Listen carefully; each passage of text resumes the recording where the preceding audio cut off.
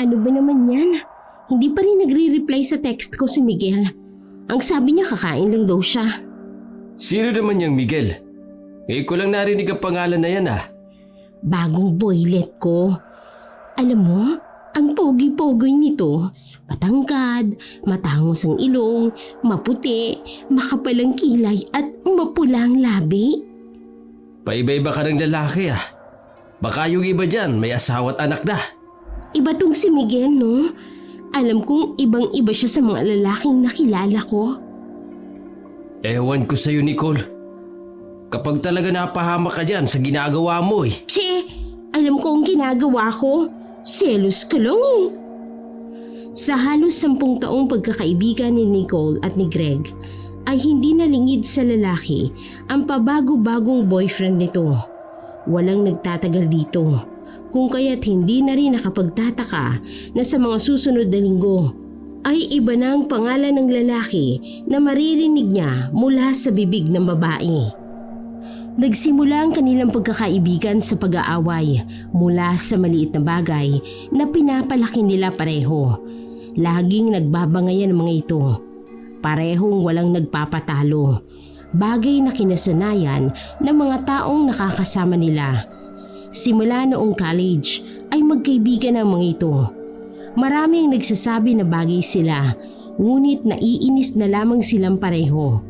Buhat ng graduate sila ng college ay hindi na sila pinaghiwalay pa.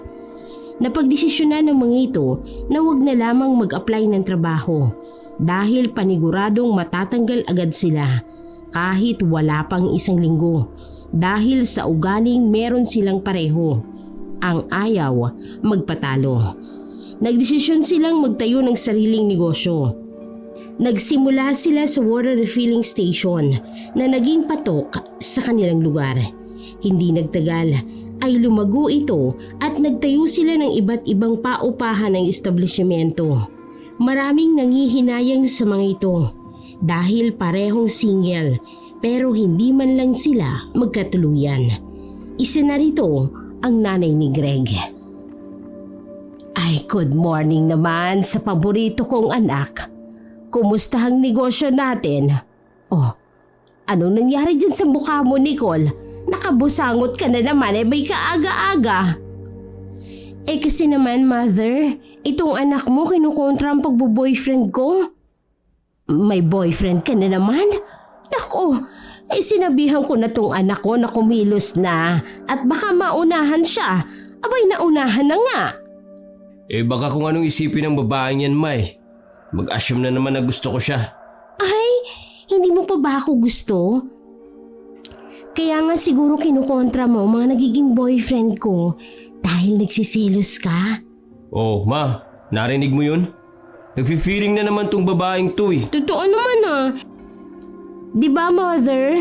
Crush na crush ako ng anak mo. Ayaw lang umamin eh. Takot kasing ma-reject. Ay, tama na nga yan. Para kayong aso't pusa. Bakit hindi na lang kasi kayo magkatuluyan? Bigyan nyo na ako ng apo. Sige na. Ma naman, sasama ng ugali ng babaeng yan eh. Ayaw ko nang magkaroon ng isa pang kagaya niya. Parang gusto ko namang magkaroon ng isa pang kagaya mo rin. Ang kapal talaga nito. Tsaka mother hindi basta-basta ang hinihinging apo. Parang lollipop lang kung makahingi. Ako'y nagsasabi lang naman. Matagal na kayong magkakilala. Ano bang ayaw niyo sa isa't isa? Lahat po ng meron niyang anak niyo, ayoko ho. Mula po ulo hanggang paa, ayoko po sa kanya, mother. The feeling is mutual. Kahit ikaw ang kahuli-hulihang babae sa balat ng lupa, hindi kita papatulan. Natigil na lamang ang pagbabangayan ng dalawa nang may dumating na customer sa kanilang mini grocery store. Itinigil ni Nicole ang pagtatype sa kanyang cellphone at inilagay na lamang yon sa loob ng kanyang bag. Samantalang si Greg naman ay inalalayan ng bagong dating na mamimili. Napailing na lamang si Lilibet sa biglang pagseryoso ng dalawa. Nakilala niya si Nicole nang minsang dalhin siya ni Greg sa bahay nila sa mismong kaarawan nito.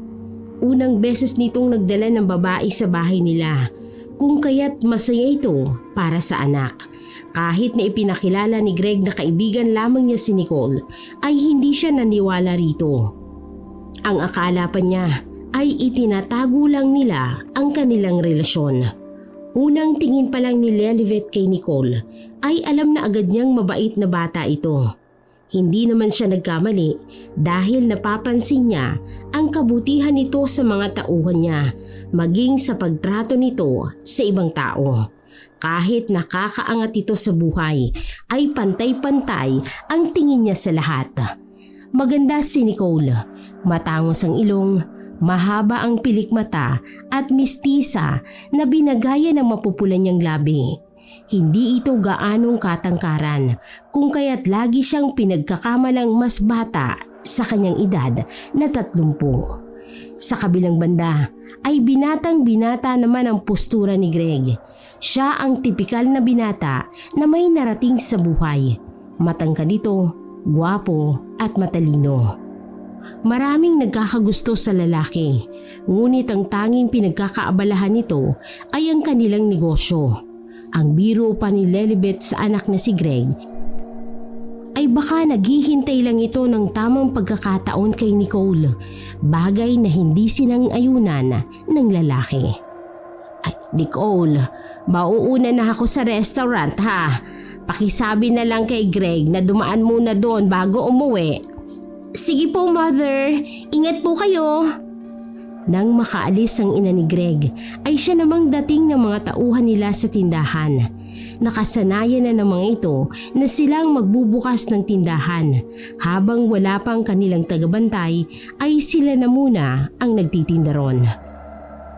Nasaan si Mama, Nicole liit? Ayun, niliyasan ka. Ayaw ka na raw niyang maging anak.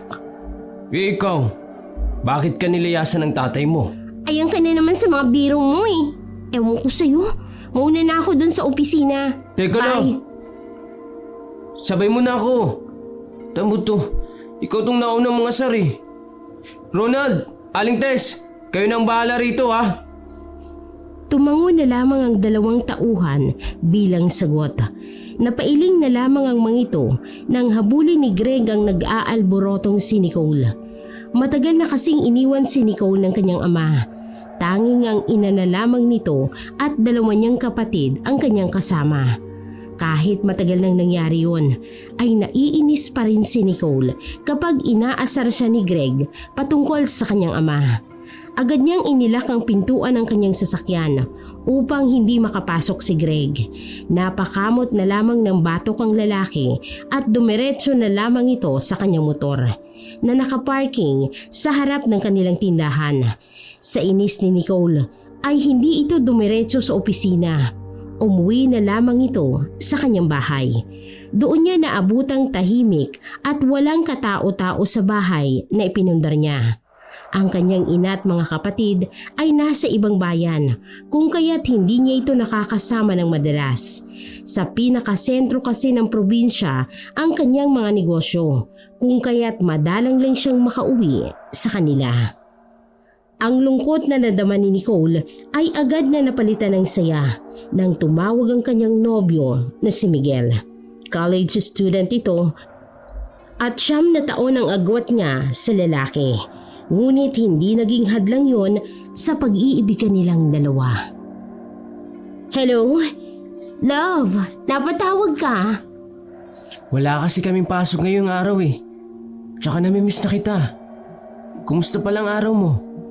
Eto, sirang-sira. Bakit? Anong nangyari?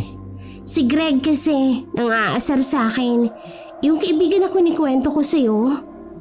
Ganun ba? Siya nga pala, love. Pwedeng makahiram ng 10,000 sa'yo. Kulang kasi tong pera ko eh. May training kami next week sa Cebu. Yan lang bang itinawag mo sa akin? Ang manghiram ng pera? Hindi mo ba ako papahiramin, love? Sige, wag na lang. Sa iba na lang. Wala naman akong sinabing hindi kita pahihiramin. Nagtatampo lang kasi ako. Hindi mo malang pinansin ang kwento ko sa'yo kanina. Sorry na, love. Kita tayo bukas ha. Oo na. Alam mo talagang madali akong bumigay pagdating sa'yo. Ibababa ko na to ha. Usap tayo bukas. Tsaka love, yung 10,000 ha. Oo na, bukas ko na lang ibibigay sa'yo. The best ka talaga love. Bye na. Magbabasketball na kami ng mga kaibigan ko eh. Sige love, see you tomorrow. I love you. Hindi na nakatanggap pa ng sagot si Nicole mula sa kanyang nobyo. Ibinaba na nito ang tawag na hindi siya pinapatapos magsalita. Gustong magtampo ni Nicole sa ginawa ng kanyang nobyo. Ngunit alam niyang pag-aawayan lamang nila ito. Nadala na siya sa mga naging boyfriend niya na mas bata pa sa kanya. Ang iilan sa mga ito ay hinahayaan lang siyang magtampo. Kung pinagsasabihan niya man, ay sila pang nagagalit at itong nagiging resulta ng hiwalayan. Ayaw niyang mangyari sa kanila yon ni Miguel. Nagkakilala sila ni Miguel sa isang bar sa kanilang probinsya. Kasama niya noon ang iilang kaibigan noong college. Nilapitan niya si Miguel na panay ang titig sa kanya at doon nagsimulang magpalitan ng numero ang dalawa. Nalaman niya lang na college lang si Miguel noong nag-uusap ng mga ito. Balak niya sanang iwasan ito noon dahil ayaw na niyang mapalapit sa mas bata pa sa kanya. Dahil sa likas na makulit si Miguel ay napasagot niya agad si Nicole nang manligaw ito sa kanya. Sa kasalukuyan, nasa 3 taon na ito sa kolehiyo, sa kursong Marine Transportation. 3 buwan pa lamang ang kanilang relasyon, ngunit para kay Nicole, ilang taon na silang magkasama. Kinabukasan ay maagang nag-ayos si Nicole. Isinuot nito ang puff sleeve na damit na bumagay sa kanyang magandang katawan. Naglagay siya ng manipis na kolorete sa muka. Ang iilang pulang lipstick niya ay hindi niya ginagamit dahil kinakahiya siya ng naging boyfriend niya noon. Ayon sa naging boyfriend niya ay nagmumukha daw siyang nanay ng lalaki kung pulang-pula ang lipstick na ginagamit nito. Dahil doon, nag-aral talaga itong mag-makeup upang mas lalong bumata ang kanyang itsura. Dumating si Nicole sa isang restaurant na madalas nilang puntahan ng nobyo. Sa loob ng 3 buwang relasyon nila ay doon lang siya dinadala ni Miguel. Ayon sa lalaki ay paborito nila ang lugar dahil tahimik at walang gaanong tao. Nang makapasok si Nicole sa loob ay agad niyang sinuyod ang pwesto kung saan sila laging nakaupo. Medyo tago ang pwestong yon, ngunit pabor kay Nicole ang napiling lugar ng kanyang nobyo. Doon ay malaya nilang nagagawa ang normal na gawain ng magkasintahan. Nilapitan nito ang pwesto kung nasaan ang lalaki. Nadatnan nitong may katext si Miguel. Nang mapansin siya nito ay agad nitong ibinaba ang hawak na cellphone at malaki ang ngiting iginawad sa babae. Tumayo ito at inalalayang maupo si Nicole sa silyang kaharap niya.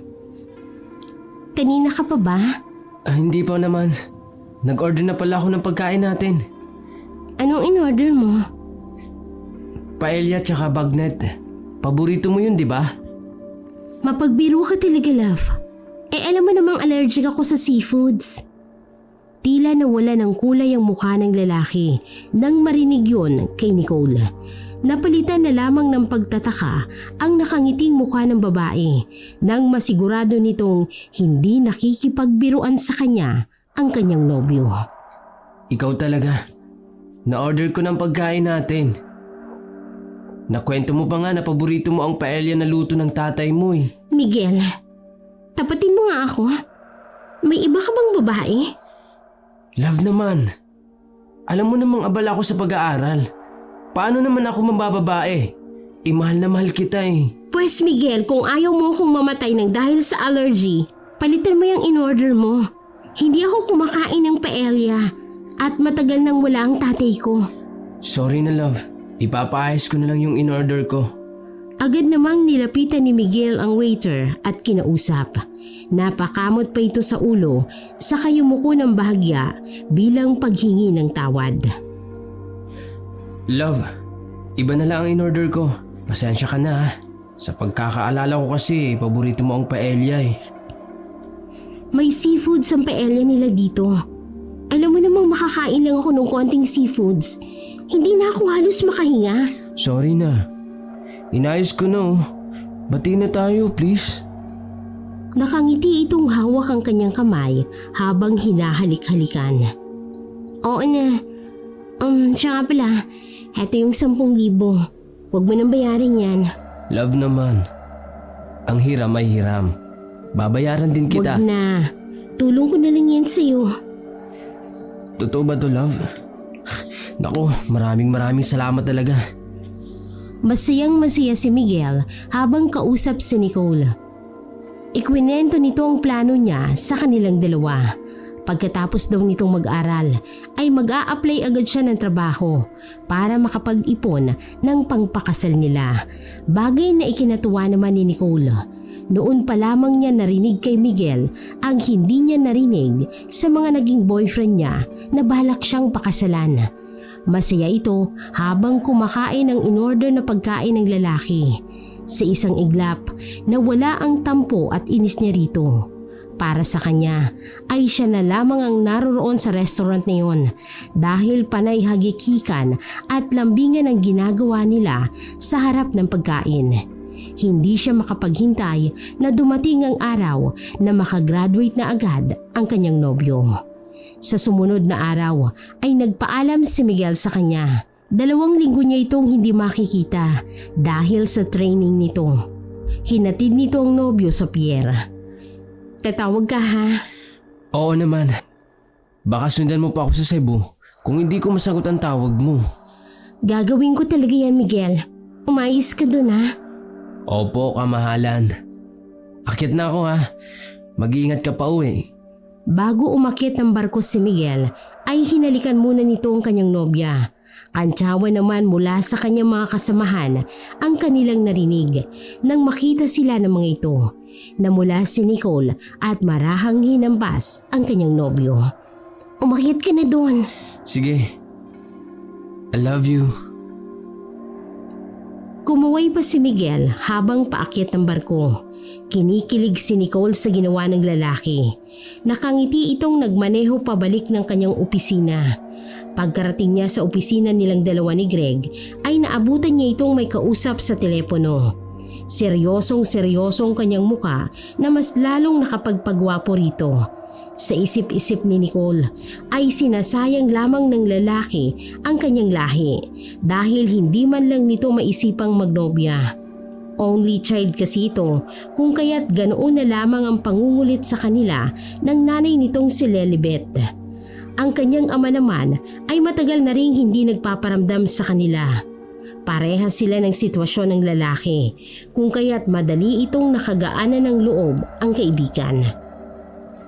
Dumiretso si Nicole sa kanyang desk at inayos ang tambak na papeles na kailangan niyang ayusin. Sa kalagitnaan ng kanyang ginagawa ay agad siyang tinapik ni Greg na may seryosong muka. Anong problema? Bakit parang hindi madrawing yung pagmumukha mo? Yung isa nating trabahante sa water station, natagpo ang patay sa may talahiban. Sino sa kanila? Paano namatay? Si Mang Jun. Binaril daw sa may talahiban. May nakaaway ba si Mang Jun? Sa pagkakaalam ko, halos kaibigan niya ang lahat. Kawawa naman ang pamilyang naiwan niya. Pumunta tayo sa burol niya. Magbigay tayo ng abuloy. Tumango na lamang si Greg, sabay hawak sa kanyang noo. Niyaya na lamang nito ang babae na bumaba upang tumulong sa kanilang restaurant. Tawag ng tawag si Greg sa kanya, ngunit hindi ito pinapansin ni Nicole. Abala ito sa pagtatype sa kanyang cellphone. Ilang araw nang hindi nagpaparamdam si Miguel at naiinis na si Nicole dahil hindi man lang nito sinasagot ang tawag niya. Kahit ang text nito ay madalang lang siyang replyan. Malaman ko lang talaga may ginagawang kalokohan tong si Miguel. Makakatikim talaga siya sa akin. Kanina ka pa dyan sa cellphone mo ah. Pwede bang mamaya na lang yan? Maraming customers sa restaurant oh. Asikasuhin mo na muna ang kaha. Sandali lang. Hindi sinasagot ni Miguel ang tawag ko. Baka busy. Hindi ba't sinabi mong may training sila sa Cebu? Alangan naman na laging cellphone ang kaharap niya. Ewan ko ba, hindi talaga ako mapalagay kung hindi siya nagte-text o tumatawag sa akin. Tinamaan ka na talaga ng husto sa lalaking yan. Sinong hindi? Ang gwapo-gwapo na nga ang bango-bango pa. Napailing na lamang ang lalaki habang inaasikaso ang mga nagbabayad na customer sa kanilang restaurant. Sa kabilang banda ay nabuhayan ng loob ang babae. Masaya nitong sinagot ang tawag sa kanyang cellphone. Ang sayang yun ay bigla ring naglaho. Napansin naman agad yun ni Greg. Ganun ba? Kailan mo kailangan? Sige, ipapadala ko mamaya. Mag-iingat ka. I love you. Matamlay nitong ibinaba ang tawag. Kinublit siya ni Greg at saka tinanong. Oh, anong nangyari sa'yo? Parang kanina ang saya-saya mo pa. Si Miguel kasi. Oh, bakit? Anong meron kay Miguel? Hindi ko siya nakausap ng matagal. Tsaka nanghihiram ng 20,000. 20,000? Anong gagawin niya sa 20,000? Nung nakaraan lang, binigyan mo siya ng 10,000 ah. Extended raw ang training nila. Kailangan niya ng allowance. Hindi pa daw siya pinapadalhan ng mga magulang niya. Sa lahat ng naging boyfriend mo, siya lang tong abusado. Iba si Miguel sa kanila. At saka ngayon lang naman siya nanghihiram ng pera. Ngayon? Tapos sunod-sunod na rin yan.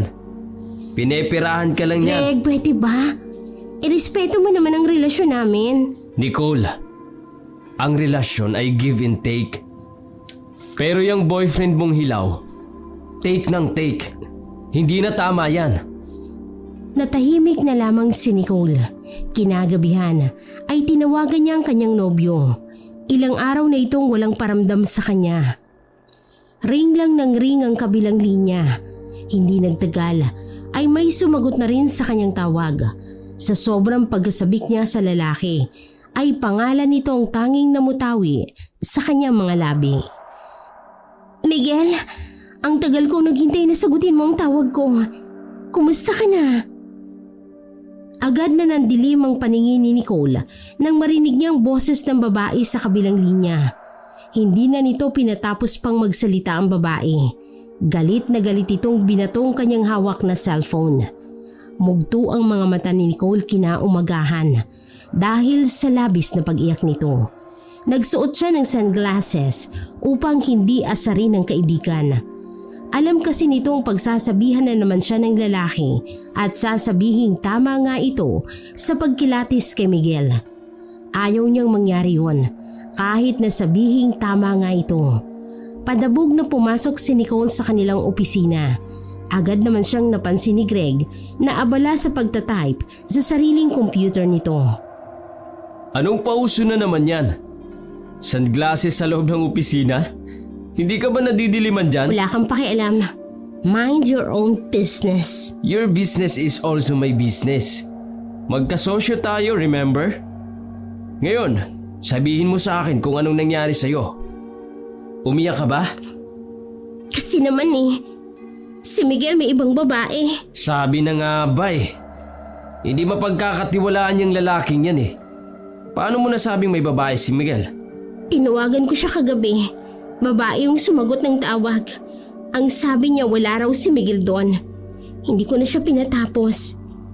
Binabaan ko na lang siya dahil naiinis na ako. Anong balak mong gawin ngayon? Di makipag-break. Ang daming lalaki dyan. Paano na yung hiniram na pera sa'yo ng ungas na yun? Kanya na. Isaksak niya sa bunganga niya. Wala akong pakialam. Pera lang yun. Madaling hanapin. O kalma.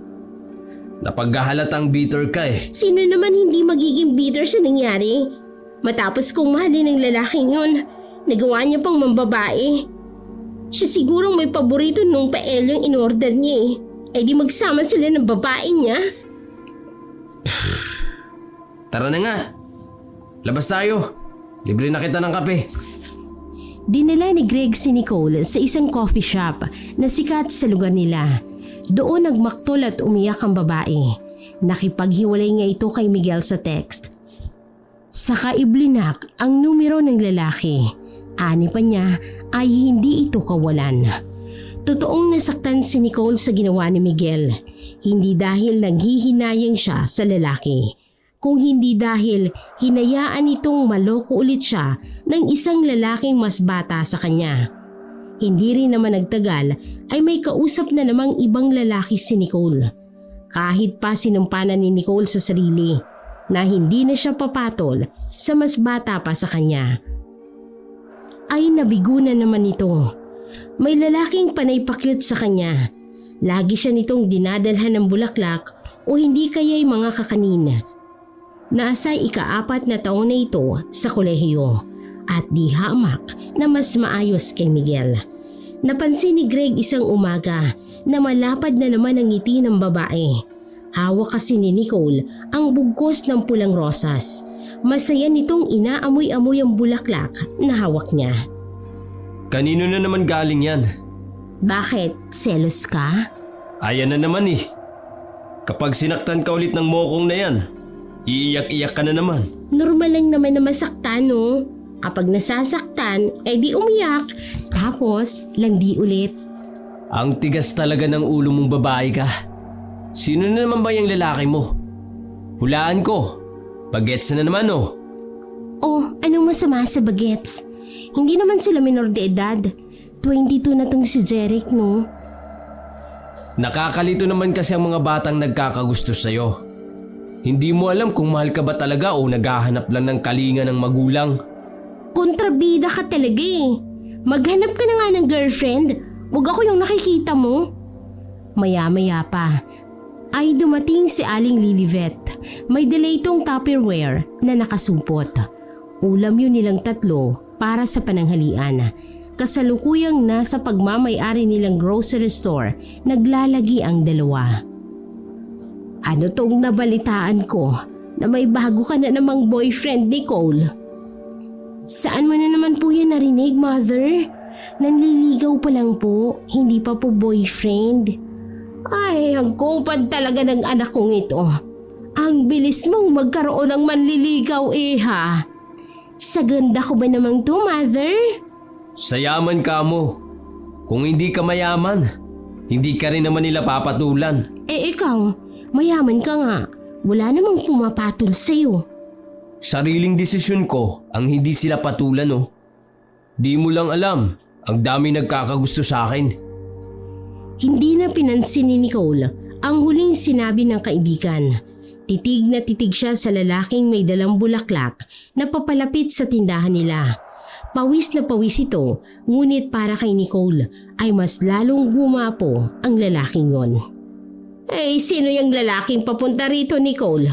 Panibagong manliligaw mo na naman ba sa araw na ito? Hindi po, Mother. Hindi ko yung kilala. Itago niyo ako. Ayoko siya makita.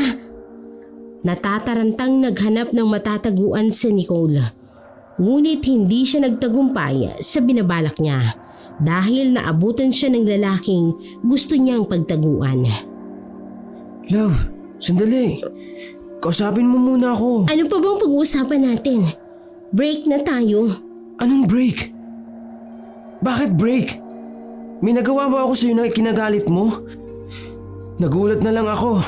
Hindi na kita matawagan. Huwag ka nang magmaang-maangat pa, bata. Kung naghahanap ka ng maloloko, huwag dito. Bistado ka na. Teka lang, Manong ha. Nag-uusap pa kami ng girlfriend ko. Huwag ka namang sanang bastos. Talaga ha? Ako ba talaga ang bastos? Hindi ba't sinabi niyang wala na kayo? Kaming dalawa ang magdidesisyon yan. Kaya mawalang galang na, Manong. Mag-uusap na muna kami ng girlfriend ko. Hinila na lamang ni Aling Lilivet si Greg nang akmang susuntukin ito si Miguel. Maiwan na namin kayo riyan, Nicole. Pag-usapan niyo ang dapat ninyong pag-usapan. Teka ma, bakit natin sila iiwan ng dalawa? Baka ano pa ang gawing masama niya nang ungas niyang kay Nicole? Maraming tao dyan sa labas. Huwag ka na mag-alala pa. Magkasintahan lang naman yan. Kung ikaw sana ang nobyo ni Nicole, baka hayaan pa kitang makipagbasag ulo. Kaso anak, wala kang karapatang manghimasok sa relasyon ng dalawa. Tandaan mo, kaibigan ka lamang.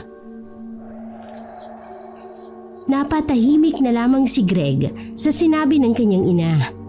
Alam niyang may punto ito, ngunit hindi niya matanggap na iniyakan ng kanyang kaibigan ang lalaking halos 10 taon ang bata sa kanila. Kung magbalikan man ang mga ito, ay siya naman ang magtatampo sa babae. Tinatanong ng mag-ina ang kasalukuyang nag-uusap na sina Miguel at Nicole. Hindi nila halos marinig ang usapan ng dalawa dahil sa magkabilang dulo lamang sila ng tindahan. Nayayamot na inayos ni Greg ang mga dilatang nakaayos na. Ay dahan-dahan naman sa paglalagay ng mga dilatang yan anak. Baka masira yan sa pagdadabog mo. Hindi po ako nagdadabog, ma. Inaayos ko lang. Oh, so, aminin mo na may gusto ka kay Nicole, no? Imposible. Sa ilang taon ninyo na magkaibigan ay hindi ka man lang nahulog sa kanya. Anong may gusto? Ako magkakagusto sa kanya? Imposible. Ayaw ko lang makitang umiyak ang babaeng yan. Nakakabala sa negosyo eh. Pareho lang naman yun. Bakit hindi mo aminin? Nag-aalala ka sa kanya, kaya ayaw mo siyang nakikitang nasasaktan. Tama na nga yung pinapanood mong Korean drama, ma. Kung ano-ano ang sinasabi mo eh. Napansin ni Greg na nagyakap ang dalawa na siyang ikinakunot ng noo niya. Nang makaalis ang lalaki, ay agad naman niyang nilapitan si Nicole. Ang kapal talaga ng mukha ng isang yun, no? Nagpaliwanag naman na siya. Hindi niya kilala ang babaeng sumagot sa tawag. Naiwan niya raw yung cellphone niya sa isang restaurant na kinainan nila.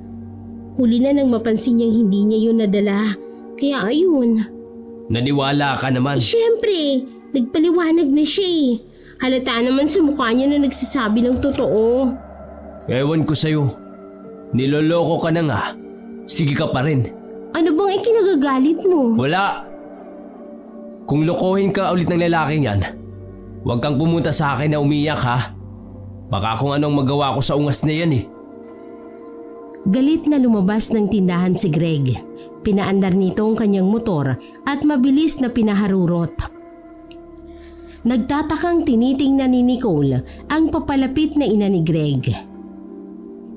Ay, hindi ko rin alam kung bakit nagkakaganyan ang anak ko, iha. Baka mapano po si Greg, mother. Ang bilis pa naman ang takbo niya.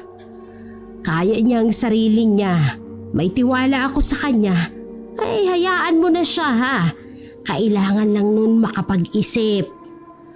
Walang nagawa si Nicole kung hindi ang tumango na lamang sa ginang. Sa 10 taong pagkakaibigan nila ni Greg ay pangalawang beses nang nangyaring nagalit ito ng gusto nang hindi niya malamang dahilan.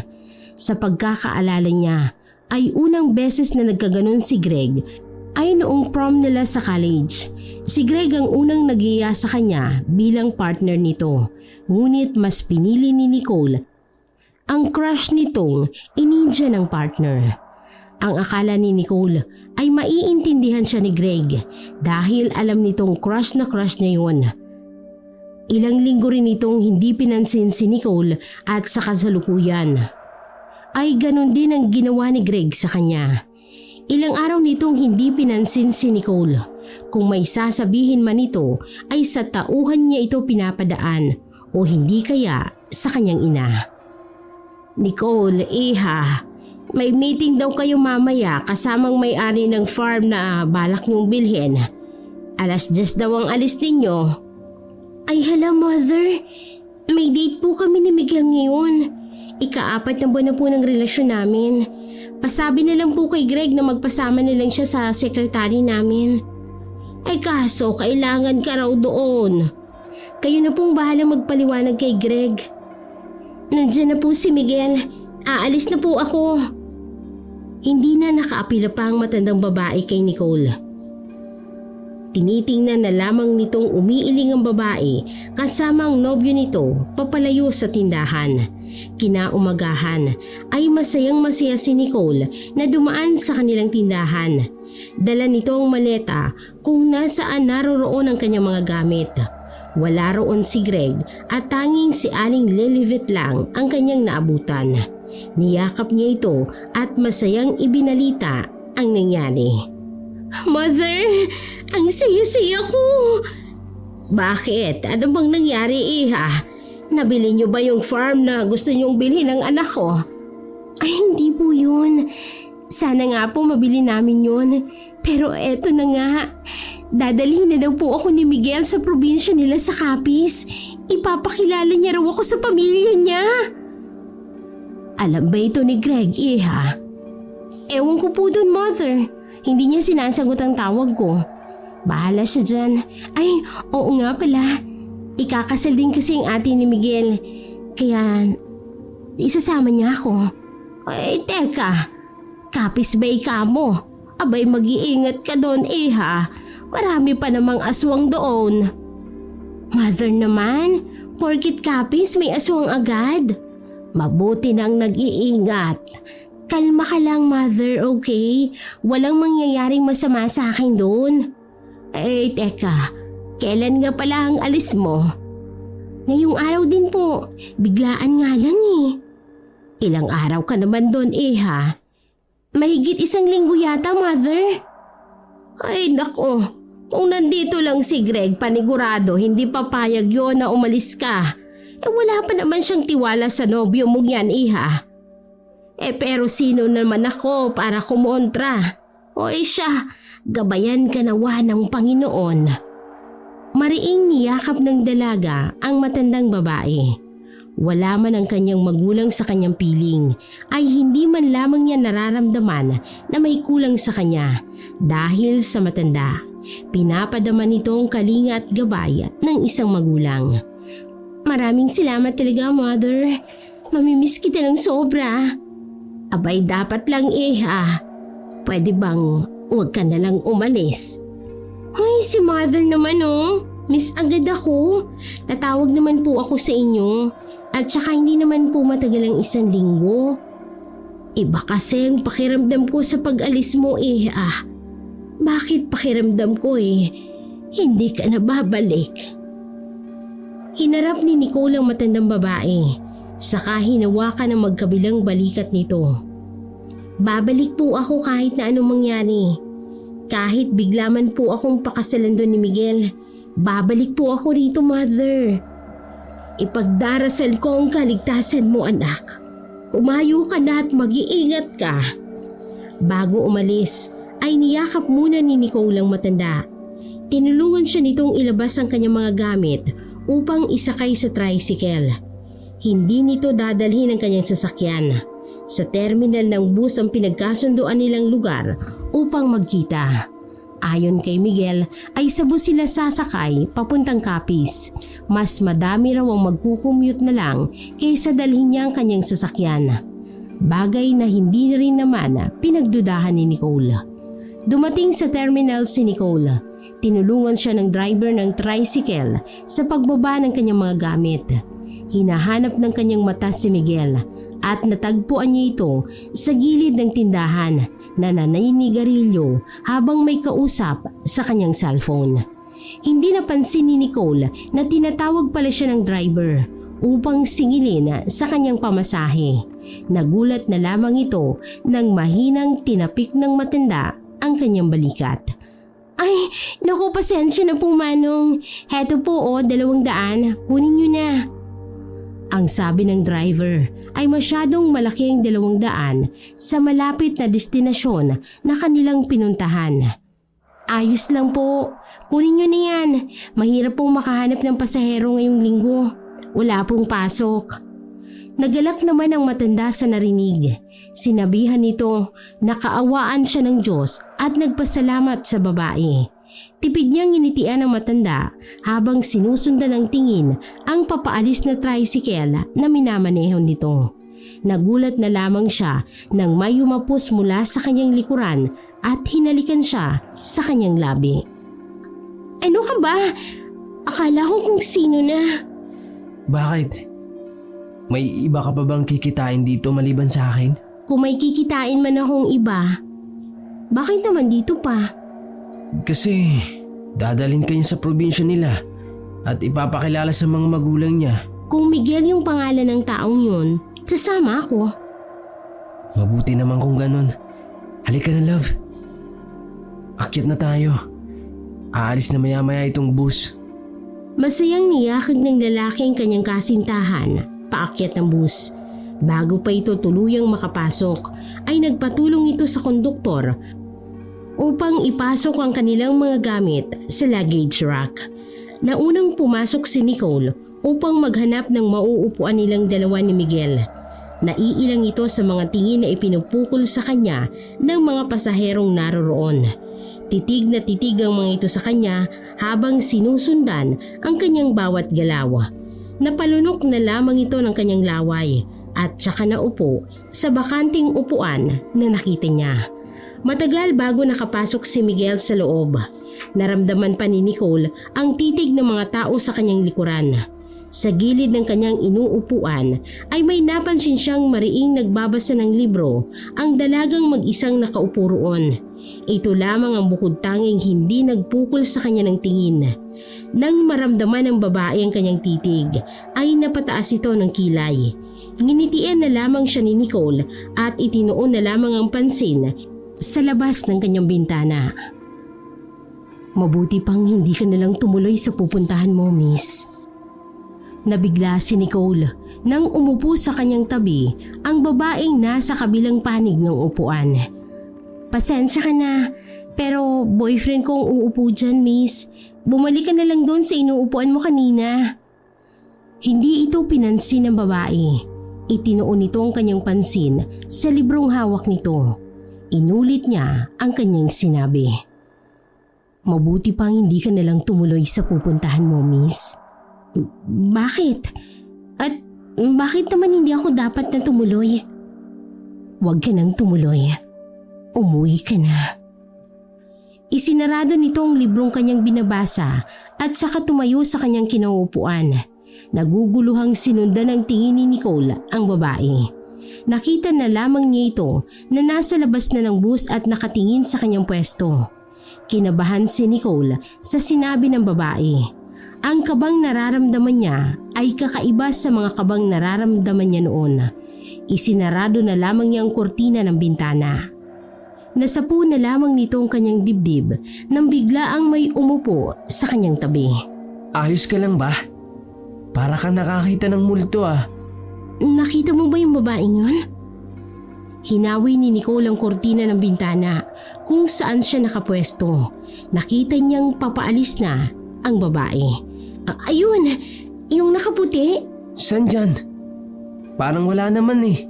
Ayun nga siya oh, nakatingin pa dito. Guni-guni mo lang yan, love. Hindi ka ba nakatulog kagabi? Miguel naman, hindi ako nag-hallucinate, okay? Nakausap ko pa yung babae. Hindi mo ba siya nakasalubong sa pinto ng bus kanina? Bumaba siya pagkatapos niya akong kausapin. Hindi, love. Wala akong napansing babae na bumaba eh. Bakit naman siya bababa? Iaalis ng bus. Ewan ko, Miguel. Pangalawa na siya sa nagsabing wag na akong tumuloy sa inyo. Ano ka ba, love?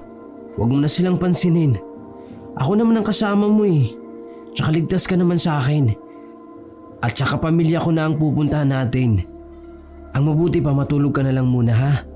Mahaba-haba pa ang biyahe natin papunta sa amin. Napatango na lamang si Nicole bilang pagsang-ayon sa kanyang nobyo. Habang nasa biyahe ay palaisipan pa rin sa kanya ang babaeng nakausap niya. Ayaw namang aminin sa sarili pero gusto niyang bumalik na lamang sa bahay niya at wag nang tumuloy. Tuto lang kanyang isipan ngunit hindi siya makagalaw. Kahit may pagkakataon pa siyang makababa ay hindi niya nagawa. Bahala na. Yun na lamang ang kanyang nasabi sa isipan. 5 oras din ang naging biyahe nila Nicole mula sa kanyang probinsya patungo sa Capiz. Nagising na lamang siya nang marinig niya ang sigawan ng mga tao sa kanyang paligid. Nabahala ito, ngunit nang lingunin niya ang kanyang kasintahan ay presenteng nakaupo na lamang ito habang nakikinig sa kanyang earphones. Kinalabit niya ito kung kaya't tinanggal ng lalaki ang nakakabit na earphones sa magkabilang tenga nito. Bakit? Naiihi ka ba? Hindi naman. Pero Miguel, bakit nagsisigawan ng mga tao dito? Ayos lang ba sila? Saan na ba tayo? Tumawa na lamang ang lalaki sa sinabi ng kasintahan nito. Inayos niya ang kanyang pag-upo nang makita niyang pinagtataasan siya ng kilay ng babae. Anong nakakatawa, Miguel? Nagsisigawan ng mga tao, oh. Mukhang nag-aaway. Ganito ba talaga dito? Sorry ganito talaga kami mag-usap, love. Normal sa taga-Capiz ang ganito mag-usap. Yung parang nakasigaw. Nag-stop over pala tayo. Maya-maya, nasa bayan na namin tayo. Ganun ba talaga kayo mag-usap? Nakapunta naman ako sa Iloilo pero sobrang lambing naman ng mga tao doon. Kami ang kabaligtaran nila. Mag-ayos ka na. Malapit na tayo. Nagpasundo na lang ako sa bayaw ko sa terminal. 15 minutos lang. Nandoon na tayo. Inayos naman ng babae ang kanyang sarili. Sinuklay nito ang kanyang buhok na hanggang balikat at nilagyan ng lipstick ang kanyang mga labi.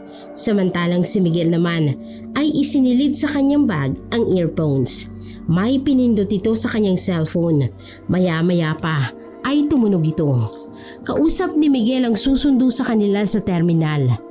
Hindi maintindihan ni Nicole ang mga sinasabi ni Miguel dahil ibang lingwahe ang kanyang ginamit. Hindi na lang niya ito pinansin at tinanaw na lamang ang labas ng bintana. Napakunot ang kanyang noo nang makitang pamilyar na babae na katabi niya sa bus 5 oras na ang nakakalipas. Naglalakad ito sa kalsada habang bitbit ang libro sa isang niyang kamay.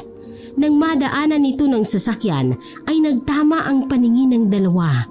Nanindig ang balahibo ni Nicole nang tumigil ang babae sa paglalakad, pero nakasunod ang tingin nito sa bus na sinasakyan nila. Biglang nahilo si Nicole.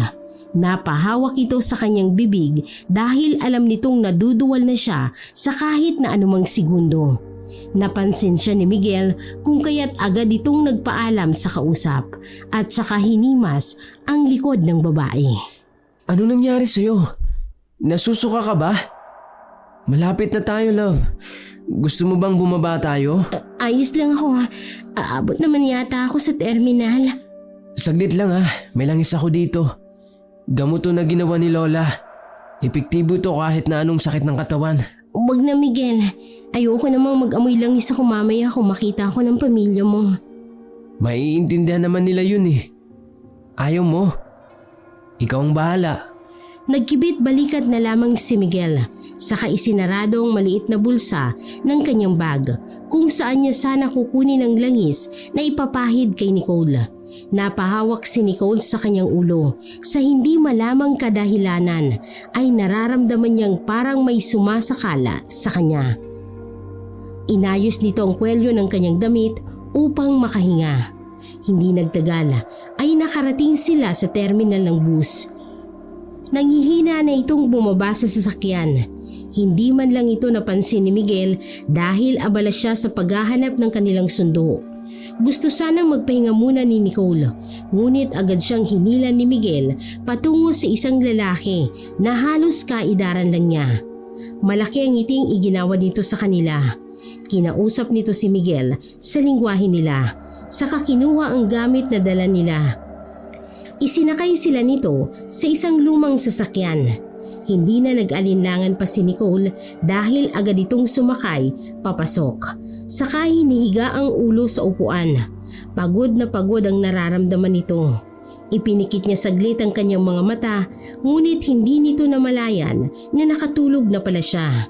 Nagising na lamang ito nang madaanan nila ang isang mahabang palayan.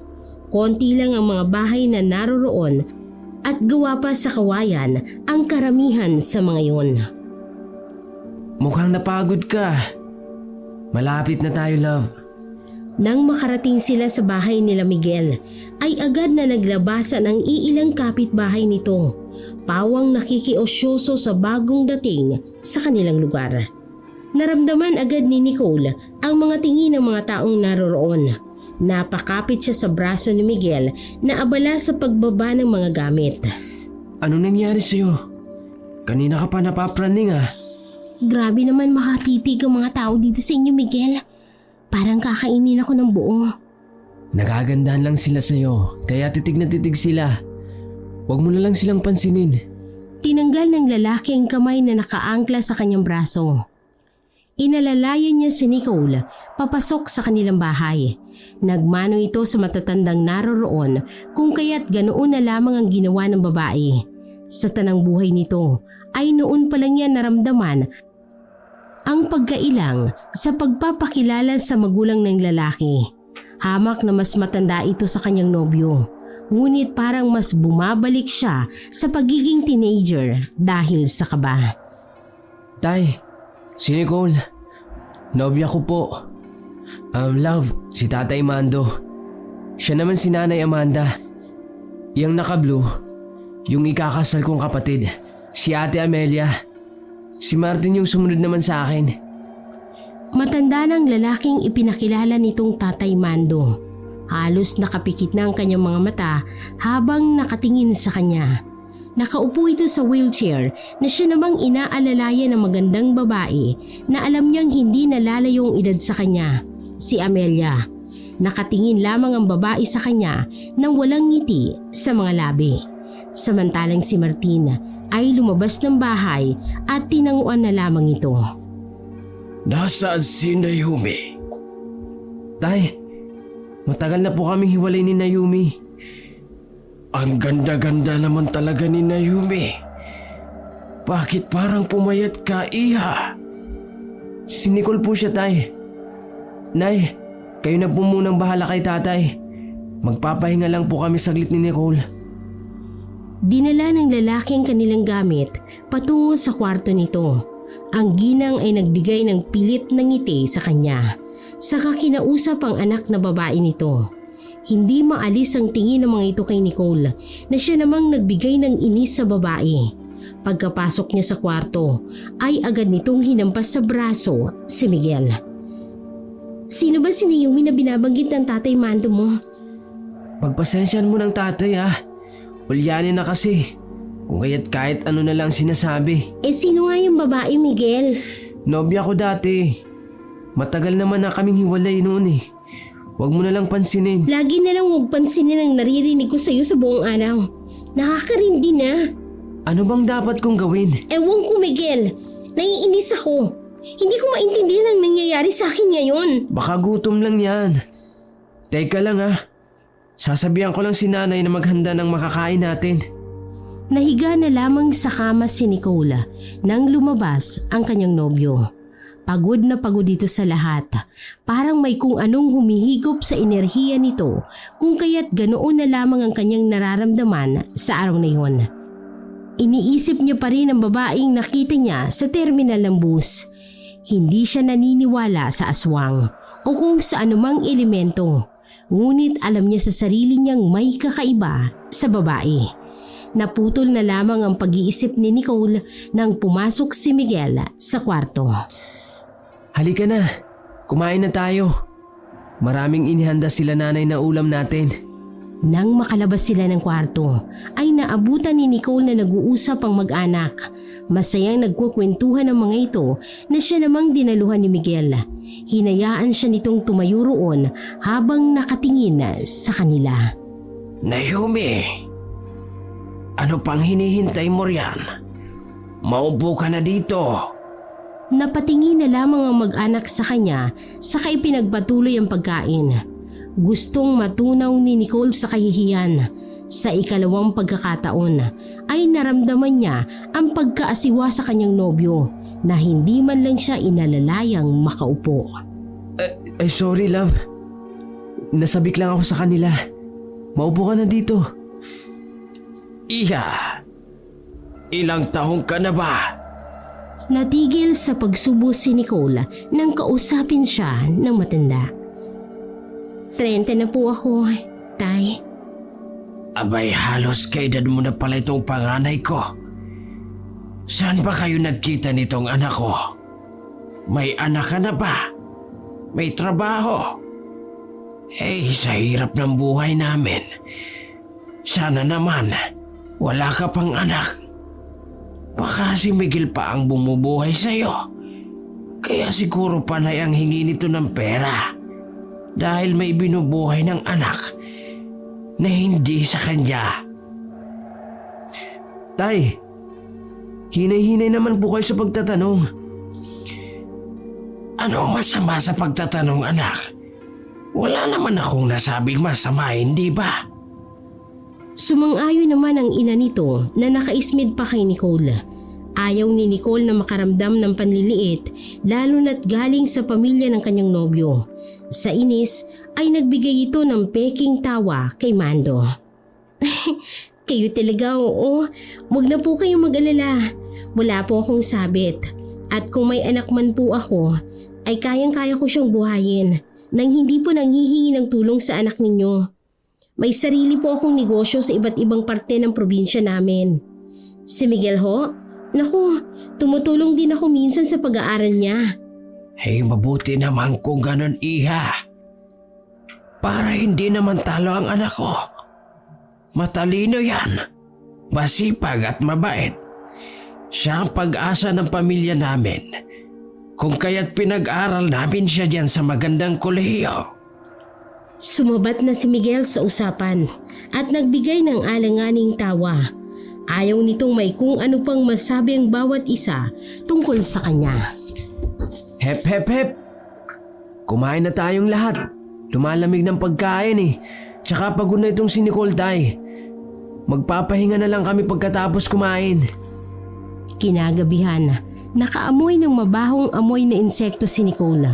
Sa pagkakaalala nito, ay kung may naaamoy siyang ganoong amoy ay tiyak na may aswang na nasa malapit. Hindi siya naniniwala rito, ngunit habang tumatagal ay mas lalong tumatapang ang amoy nito. Kasunod pa noon ay ang tunog ng baboy sa hindi kalayuan na nagpatayo ng balahibo sa kanyang katawan. Pumasok sa kwarto si Miguel, nakatatapos lamang na maligo. Miguel, naririnig mo ba yun? Saan? Wala naman ah. Yung tunog ng baboy. Kabing-gabi na bakit gumagala pa rin ang baboy ninyo? Wala naman kaming baboy eh. Huwag ka nga magbiro dyan. Itulog mo na lang yan. May mga pag-alagala naman talagang baboy dito sa amin eh. Maliligo lang ako. Ang lagkit na ng pakiramdam ko eh. Sasamahan pa ba kita papuntang banyo? Huwag na. Ituro mo na lang sa akin kung saan banda. Ang problema lang kasi sa banyo namin eh, nasa labas ng bahay. Hindi naman malayo eh. Mga 5 di pa lang mula sa kusina. Makikita mo naman agad yun eh. May ilaw ba doon? Maliwanag naman ng buwan. Pundido na palang ilaw doon. Hindi pa napapalitan eh. Huwag kang mag-alala. Bukas na bukas din. Pupunta ako ng bayan para bumili ng bumbilya. Lihim na lang na napairap si Nicole. Sanay siya sa hirap at wala siyang problema sa level ng buhay na mayroon sina Miguel. Ang sa kanya lang ay hindi man lamang nagpumilit ang kanyang nobyo na samahan siya sa labas ng bahay. Dinala nito ang sariling tuwalya at damit na pamalit. Hindi naman siya nahirapang makita ang banyo dahil naroon naman agad pagkalabas ng kusina.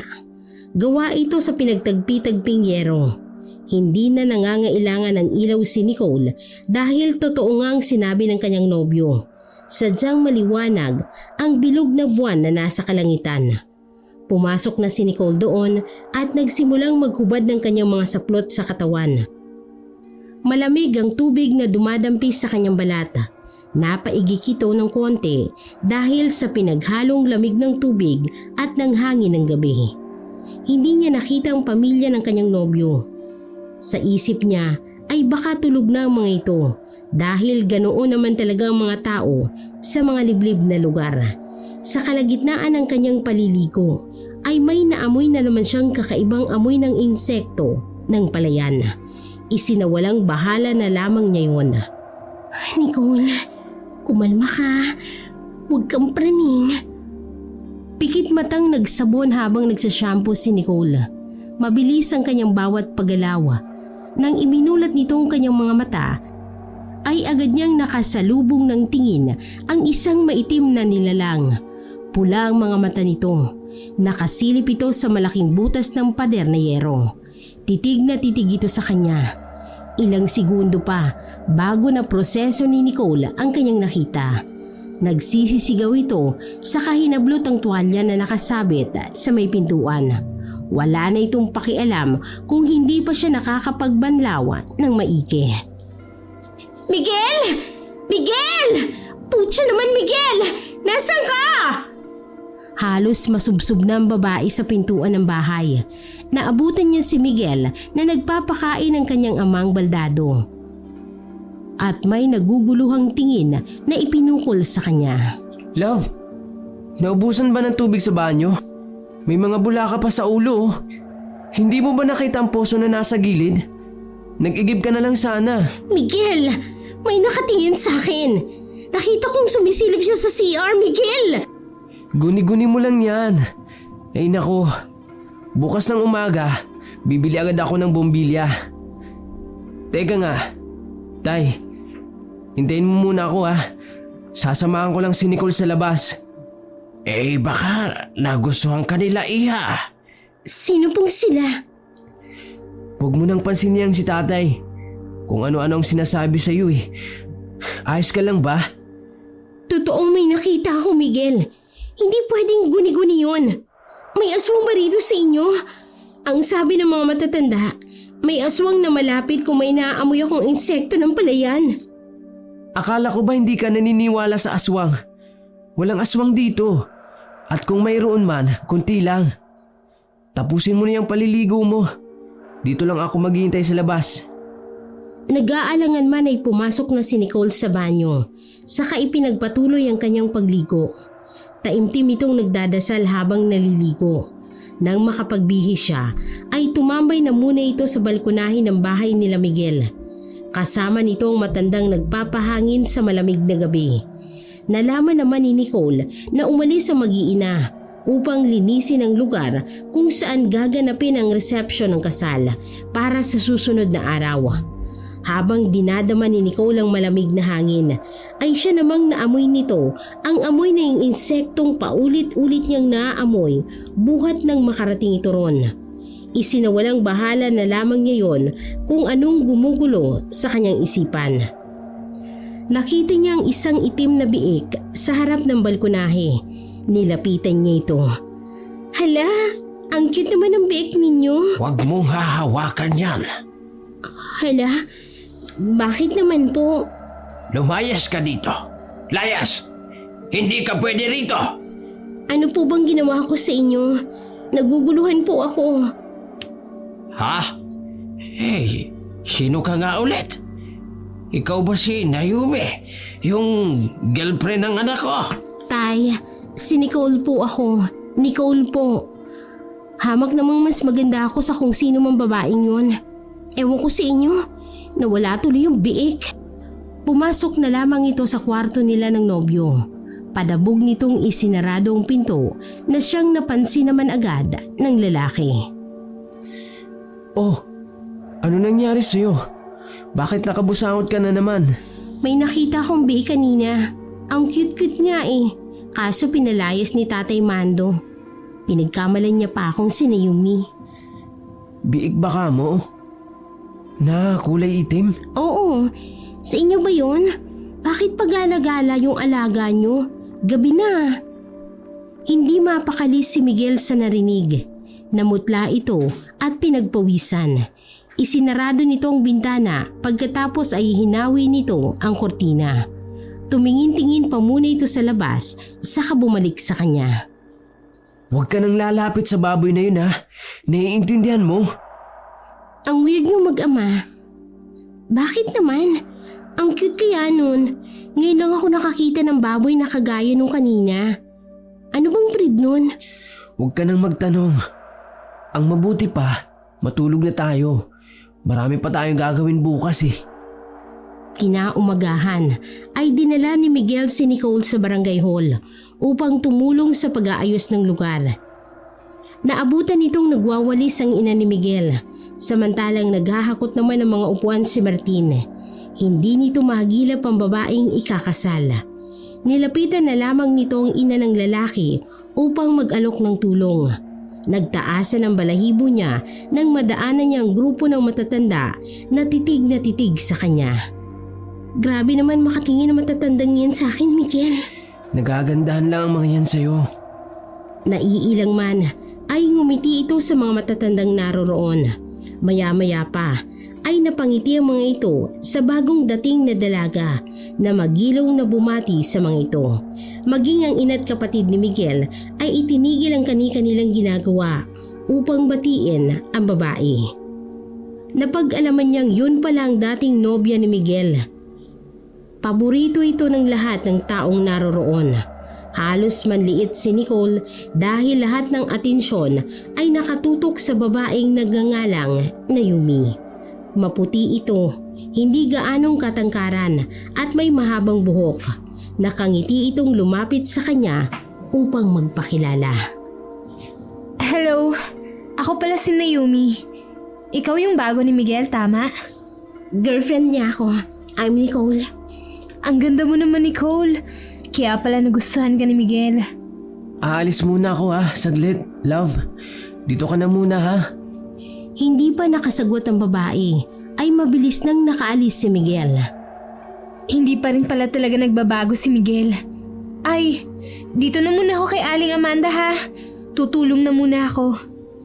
Nilapitan ni Naomi ang matandang babae na magilaw siyang kinausap. Naiinis man ay naghanap na lamang ng pwedeng gawin si Nicole.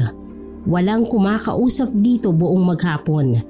Ilang oras bago nakabalik si Miguel, wala na si Naomi doon nang makabalik ito. Tinatawagan ni Nicole ang kaibigan upang balitaan sa nangyayari sa kanya, ngunit hindi ito sumasagot. Alam niyang galit pa rin sa kanya si Greg, ngunit wala siyang ibang mapagsabihan sa nararamdaman. Tinext niya na lamang ito at binahagi ang nangyari sa araw na ito. Hindi nakatanggap ng sagot si Nicole mula sa kaibigan. Kinabukasan ay besperas ng kasal ng kapatid ni Miguel. Abala ang mga tao sa pagluluto at pag-aayos ng lugar. Naglibot-libot na lamang ito at sinubukang makipag-usap sa mga matatandang naroon. Ang ilan ay pinapansin siya, ngunit ang karamihan ay si Naomi lamang ang kinakausap.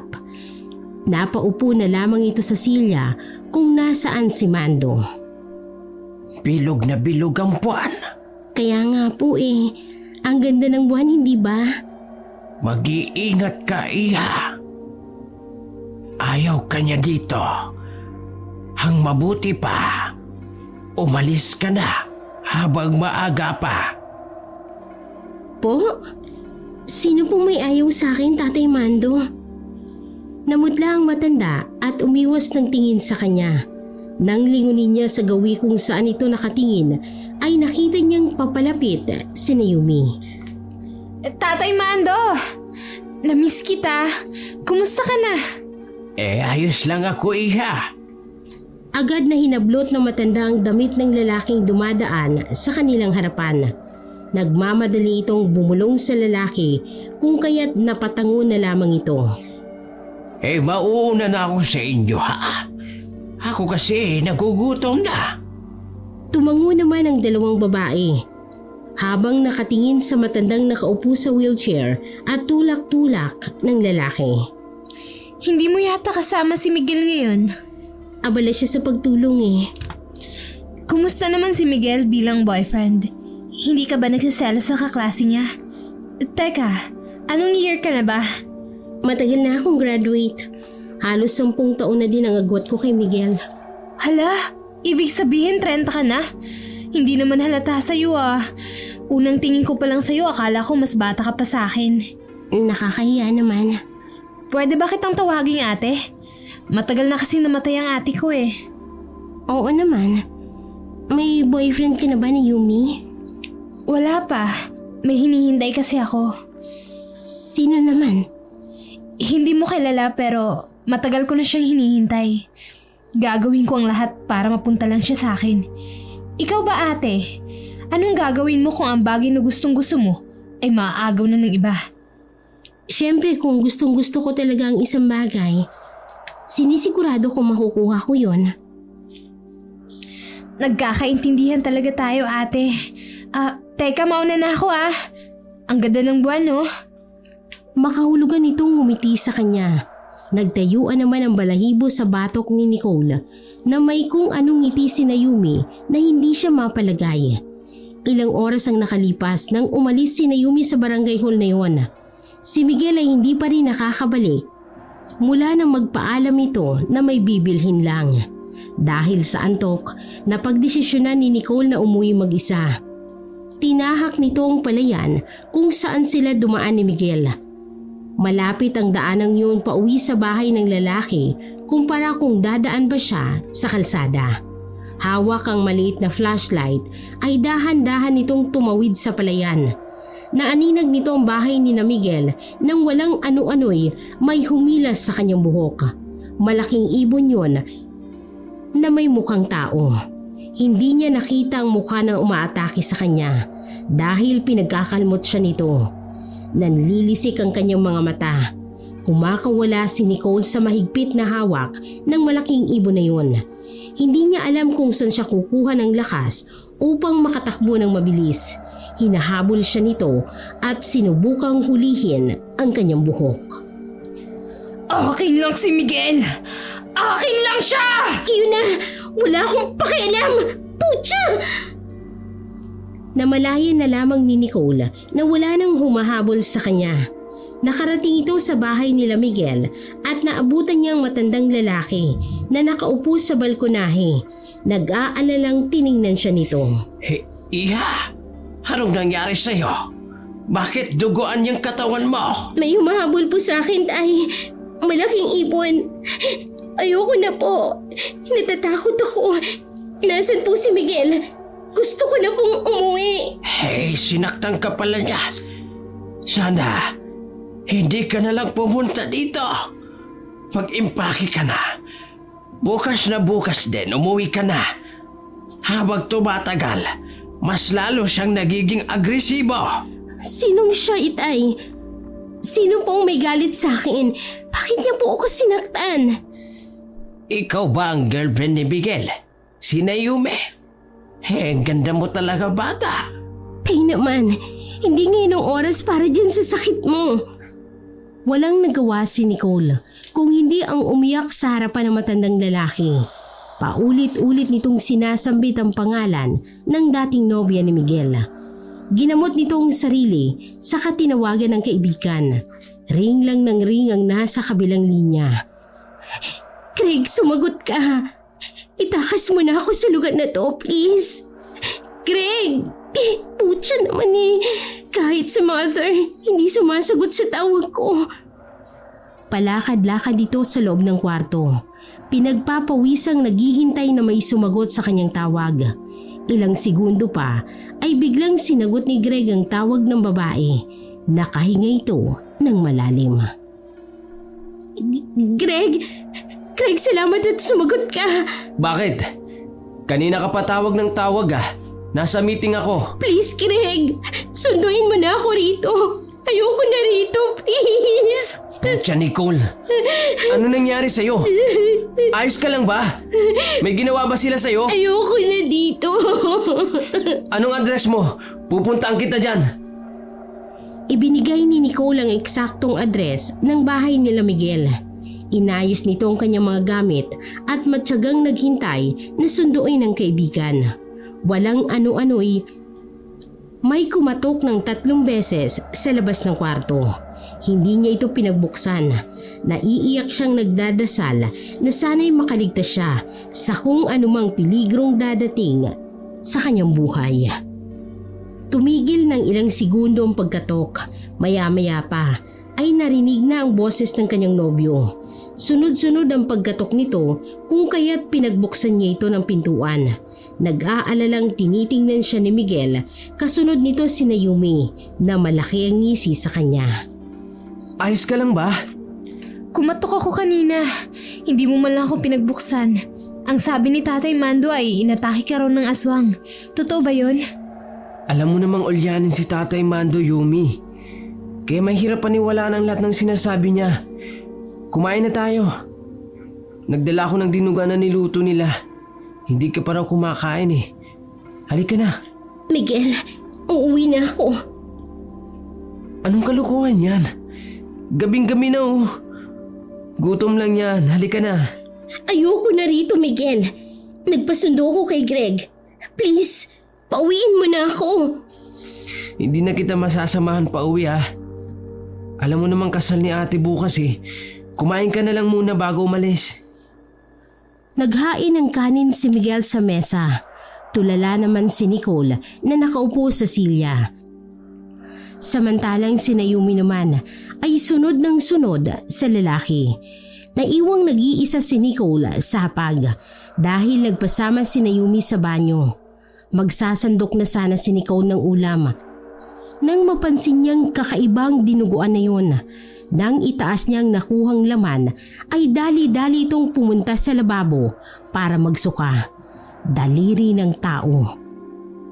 Hindi maaaring magkamali si Nicole dahil daliri ng taong nakita niyang karne sa dinuguan. Totoo nga ang sinasabi ni Aling Lilibet. Mga aswang ang naninirahan doon. Mabilis ang kilos niya na tinahak ang kwarto nila Miguel upang kunin ang kanyang mga gamit. Walang paalam na lumabas ito sa bahay. Ang tanging narinig niya na lamang ay boses na matandang lalaki na nagsabing mag-iingat siya. Pagod na naglakad mag-isa si Nicole sa madilim na parte ng kalsada. Hila-hila nito ang kanyang mabigat na maleta. Ang bilog na buwan ay natatakpan ng mga ulap. Narinig niya ang alulong ng mga aso at kasunod noon ay huni ng baboy. Napagtagpi-tagpi ni Nicole ang lahat. Si Naomi ang aswang na humahabol sa kanya.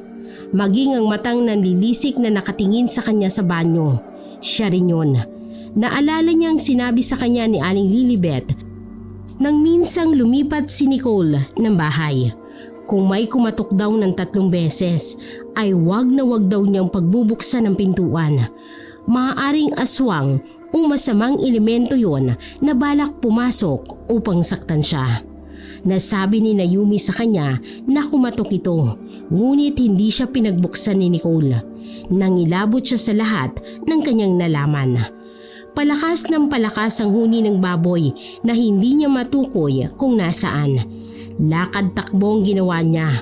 Walang dumaraang sasakyan sa lugar na yon. Tanging siya lamang mag-isang tumatakbo na hindi makita kung sino ang humahabol sa kanya. Hindi nagtagal ay may biglang sumulpot na sasakyan sa kanyang harapan. Dahil sa gulat ay nawalan siya ng malay. Umaga na nang nagising si Nicole. Iminulat nito ang kanyang mga mata at sinuyod ang kabuuan ng lugar kung nasaan siya. Sa kanyang gilid ay nakita niya si Greg na natutulog. Nakahinga ito ng maluwag. Salamat sa Diyos. Ligtas na ako. Nagising si Greg at agad siya nitong niyakap ng mahigpit. Ano bang nangyari sa'yo? Bakit ang dami mong sugat sa katawan? Ano ang ginawa nila sa'yo? Ayaw niya mang sabihin. Ang ilang araw na pananatili niya sa lugar ay pilit nitong sinabi kay Greg ang lahat. Umiyak ang lalaki habang ikwinikwento nito ang masamang nangyari sa kanya. 2 araw makalipas ang nangyari ay dinala ni Greg si Nicole sa kilala nitong albularyo. Napag-alamang may galit sa kanyang babaeng aswang. Hindi pa pala ito nakaka-move on sa hiwalayan nila ni Miguel, kung kaya't agad ditong nagparamdam sa kanya nang mabalitaan itong sumama siya pauwi sa probinsya. Sa susunod, wag na wag ka nang papatol sa kung sino-sino ha. Yan ang sinasabi ko sa iyo eh. Baka mapahama ka pa. Sorry na, okay? Alam kong mali ako. Ayoko na talagang pumatol sa mas bata sa akin. Abay dapat lang. Hindi nga tama na pumatol ka sa halos 10 taon ng bata sa'yo eh. Pedophilia ang tawag doon. Hindi naman minor de edad ang mga nagiging jowa ko. Pareho lang naman yun eh. Ay, oo na. Hindi na mauulit. Pero teka, anong sabi ng albularyo tungkol dun sa babaeng nagpakita sa akin? Guardian angel mo raw yun. Nagulat nga ako nang marinig yun eh. Sa sama ba naman ng ugali mo, may guardian angel pang nagbabantay sa'yo. Tipid na napangiti ang babae. Kung pinakinggan niya sana ang babaeng yon, ay tsak na hindi mangyayari sa kanya ang masalimuot na pangyayaring yon. Wala na siyang magagawa. Nangyari na yon. Natuto na siya sa pagkakamali niya. Matapos ang mangyaring yon, ay hindi na niya kinausap pa si Miguel. Nagtaka nga ito nung una kung bakit hindi man lang siya nito hinanap. Ang sabi ni Greg ay hindi niya na dapat pang isipin ang lalaking yon. Ilang buwan ang lumipas, naging maayos ang negosyong pinatayo nila pareho. Marami silang nabiling ari-arian. Maraming nag-aabang kung magkasintahan na nga ba sila Greg at Nicole. Ngunit ngiti lamang ang tanging sagot ng dalawa.